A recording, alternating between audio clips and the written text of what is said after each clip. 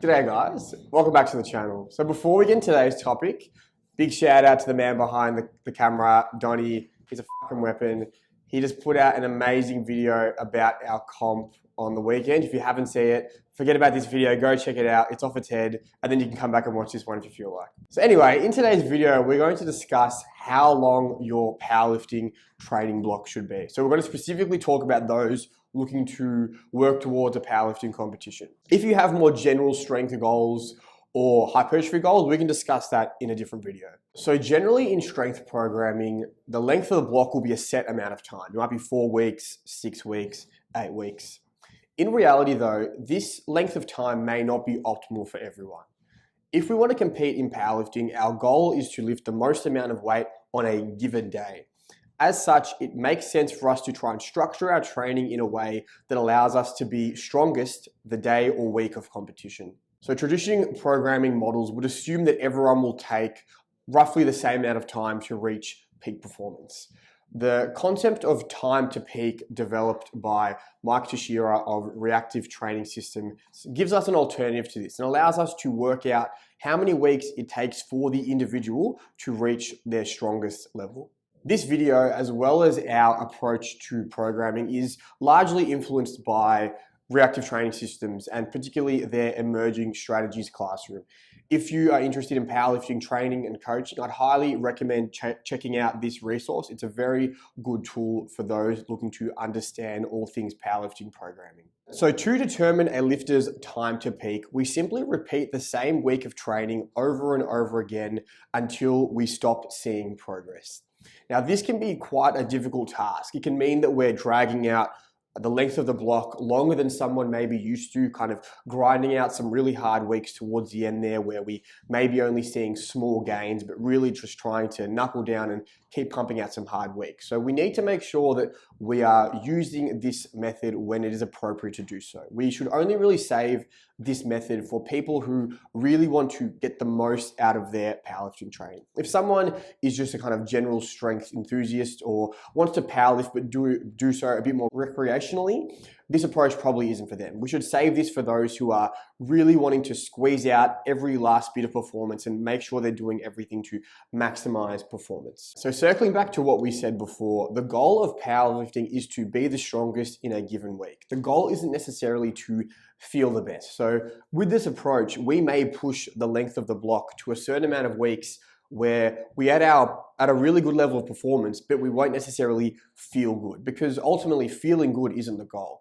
If we feel crap but are performing well and performance is our goal, then we've achieved the goal. On the other hand, we can feel good, which is kind of a subjective term anyway, but we can feel good but not be strong or not be at a good level of performance. So we need to keep the goal in mind. If our goal is to be as strong as possible, feeling good isn't necessarily something we should chase. Yes, we need to kind of take an individual approach from person to person and understand the context of the person in front of us or us as a lifter ourselves. For some people, getting beaten into the ground may really drain them. It may be something they don't enjoy, they don't want to do, or it may kind of really dampen their confidence and not put them in a position to feel like they should lift hard. So we need to obviously take a kind of lifter by lifter approach and make sure we're pushing someone to an appropriate level. But the key thing is to make sure that feeling good is not the end goal. Performance should be the end goal. So the process of determining our time to peak is quite simple. We just repeat the same week of training over and over again. We want to keep the frequency of the lifts we are doing the same. We want to keep the volume and intensity pretty much the same across time. So we want to keep pushing week after week until we have 2 down weeks. So example of this might be week 6, we hit 100 for 1 rep at RPE 8. Week 7, we hit 100 for 1 rep at RPE 9. And then week 8, we once again hit 100 for 1 rep at RPE 9. In this instance, it probably wasn't worth us doing those week 7 and 8 because we were already at our strongest in week 6. But it's a case of we have to kind of go through this process to know. If we hadn't have done those weeks 7 and 8, we wouldn't have known that they may not be useful. So once you feel like you've pretty accurately found your time to peak, what you can do with this data is then start your comp block, start your block leading up into competition that amount of weeks out. So if 5 weeks is ideal for you, you'd want to start your comp block 5 weeks out. you may have seen people who don't necessarily do as well on the competition as they have liked. And this may be because they haven't worked out their appropriate time to peak. They may do some really good lifts in the gym, but then not do so well on the platform. And this may be a case of them peaking too early and maybe starting their training block too hard too early. Conversely, if you see someone do okay on the platform, but then the next week they max out because they weren't satisfied with the numbers they got and are able to do even more. This is an example of where they probably competed too early. They probably needed that extra week to reach peak performance. As a bit of a case study of this, one of my lifters who just competed on the weekend came in to max out their deadlift. They hit 115 very well on the day. So definitely on the day, we're confident 120 would have been there. Came in 4 days later, hit 115. It was really hard. And we knew that 120 just wasn't, 120 may have been there. They gave 120 a crack and it just didn't budge the floor. So as much as this sucks, from our point of view, it means we had them peaked for competition at the right time. They were kind of ready to be strongest on the day of competition, not a week later. As fun as it can be to kind of max out the week after and hit something more than you did at competition, if you do this, you probably didn't plan your training in a sensible way for the sake of competition. Over time, we should see trends develop. For some people, their progress will be somewhat linear week to week. It might be something like 100 by 1 at RP8 week 1, 105 week 2, 110 week 3, and so on. For some people, they will see their progress kind of shoot up at the start of the block, dip down, and then climb up to the ultimate peak again. And for other people, they will have week after week where it seems like their training's really not going anywhere, but it takes them that 5 or 6 or 7 weeks to really see their training start to rise. There's no way of knowing what this kind of trend is going to look like for you other than just going through the process yourself.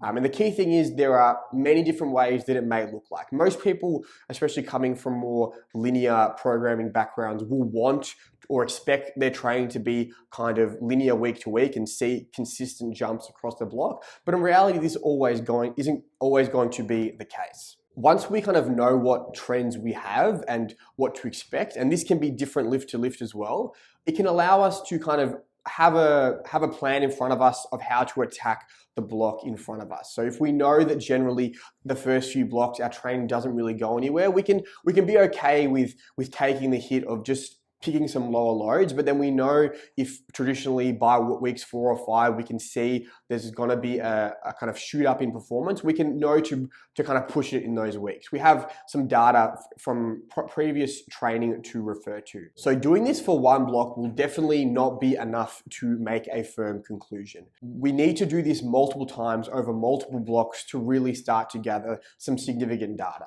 I can't tell you how many weeks it'll take you to know for sure what your time to peak is, but what I can tell you is that the more times you repeat this process, the more data you will have and the closer to accuracy you will be. If you're not entirely accurate, if you do a 7-week block, but maybe an 8-week block would have been optimal, that's okay. We don't need to be perfect straight away. As long as over time we're developing a plan that's more appropriate to us, we're moving towards where we need to be. Something that's really important as we kind of go through this process is we have to be willing to admit that we're wrong or that our initial conclusions are wrong. There are many factors that influence someone's performance. So if, as an example, someone puts together a 7-week training block that goes really well, they reach peak performance in their 7th week, that's great that we found that, but it could be something else that's contributing there. An example might be a school teacher who has 2 weeks of holidays off, so they are suddenly able to stretch out the length of their training block a bit longer than they otherwise would be able to because they suddenly have a bit more training resources up their sleeve. So they wouldn't want to only do one, they would want to do this multiple times to really be sure. It might be that it wasn't that 2-week holiday. It might be that they genuinely need an 8-week block to reach peak performance, but we need to be willing to admit that we're wrong. When next time we do it and it doesn't work, maybe we were wrong. Another example of how there might be other factors kind of influencing the success of a training block is the intensity subjectively we bring to our training. If every week we're really coming in ready to smash some weights, really kind of G'ing ourselves up, this will probably have us see a bit of a spike in performance. And if we then don't bring that the next block, we're probably going to see some different results. So we want to try and keep our kind of approach to training, our nutrition, our sleep, all these factors controlled as much as possible. We're not robots. We can't be the same person every week for the rest of our training career, but we should try and create some consistency with these factors as much as possible. So for this method to work, there needs to be a solid flow of communication between lifter and coach. It's not a case of just kind of writing a program out, letting them go for 6, 7, 8 weeks and wishing them good luck. There needs to be a good flow of communication back and forth. We need to be assessing performance on paper as well as how the lifter feels about their performance subjectively. Obviously, we don't want to kind of get too fluffy and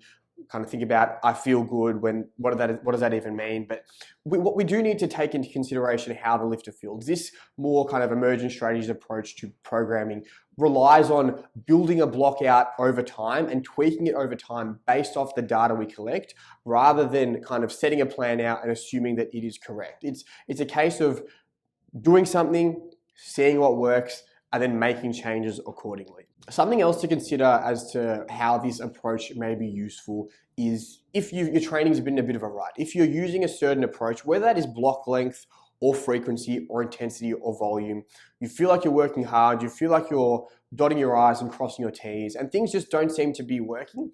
This is where this kind of approach of kind of tweaking things and seeing what works can be very useful, whether that is changing the intensity, changing the volume, changing the frequency, or changing the block length.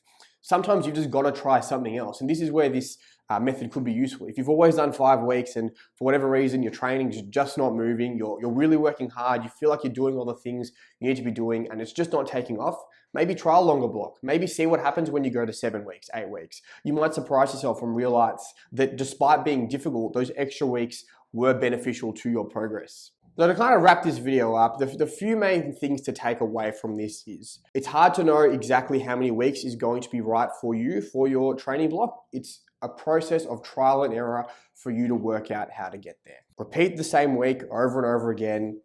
See how you go, see how you perform, do so again, and then over time, you'll be able to get closer and closer to finding the approach that's accurate for you. Again, reiterating, this approach is for someone who really wants to kind of squeeze every last bit of performance out. If this isn't you, if you don't want to kind of beat yourself into the ground, if you don't want to be excessively fatigued by the end of every training block, then you don't have to do this. You can cut your block a bit short. You don't have to beat yourself into the ground. There's no reason why you have to do that for your training. But if you really want to get the most out of your training for powerlifting, I'd go with this approach. And one last thing to kind of keep in mind is, like all things in training, be willing to accept that the approach you have is wrong. Like with all things, whether that's intensity, volume, frequency, time to peak as well, if you have a certain approach you're using and it's not going too well, accept that maybe you're wrong and maybe what worked once doesn't work anymore and you need to change your approach. Thanks for watching, guys. Appreciate you guys all following along. If you liked the video, chuck us a like. Remember to go check out Anthony's comp recap. It'll be the previous video on our channel. Leave a comment down below. Happy lifting, happy time to peaking.